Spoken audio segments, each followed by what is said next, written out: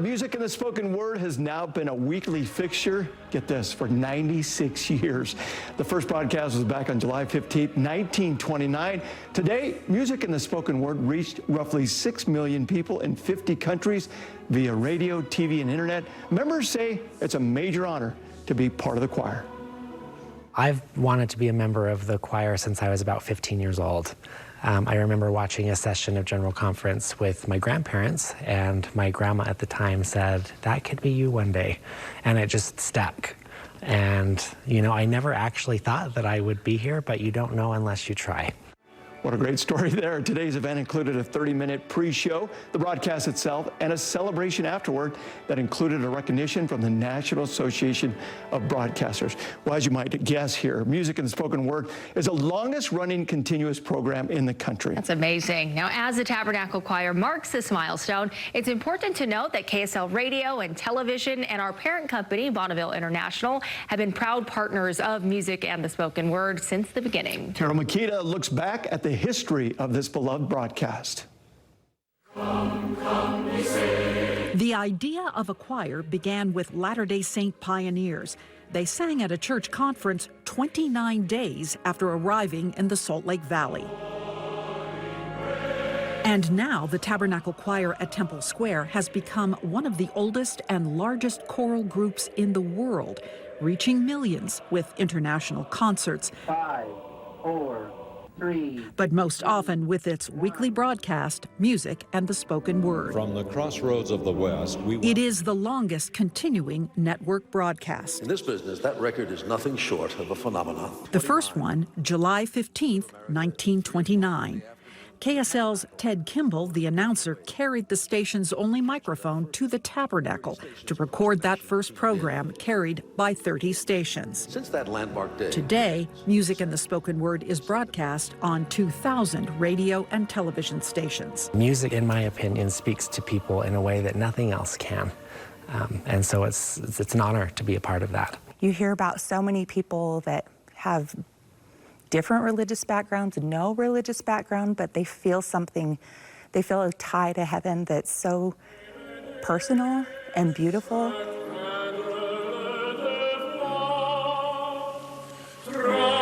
In 1998, I went behind the scenes with Gerald Otley and the choir, which included a European tour. Otley was music director for 25 years.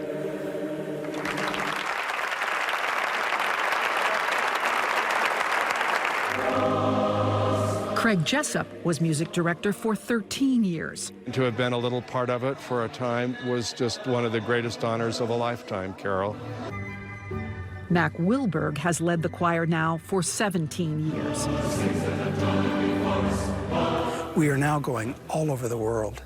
And I think about my predecessors and the shoulders of the many that we stand upon right now, and I think that they would be dumbfounded at the reach of Music in the Spoken Word in our present day. This rehearsal room and recording studio are beneath the Tabernacle. So is the library, which holds 1 million pieces of music. Each choir member has a box for the sheet music and a locker for performance clothing. Sunday mornings, choir members begin arriving on Temple Square at 7 a.m. They pick up their music and head up the back stairs to the choir seats. As they hit the top of the stairs, they come around the corner, and each has an assigned seat.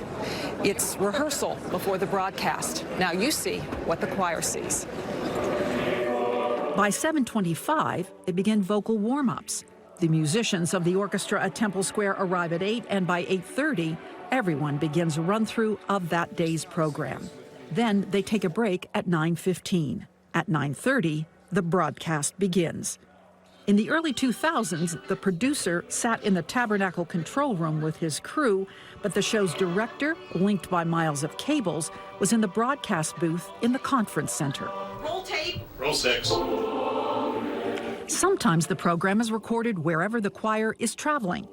We were there in Barcelona when a Spanish television 8-man crew took on the unusual assignment.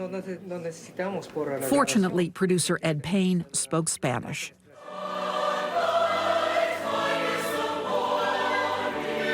And closer to home, this Music in the Spoken Word was performed in a concert hall near Cleveland, Ohio.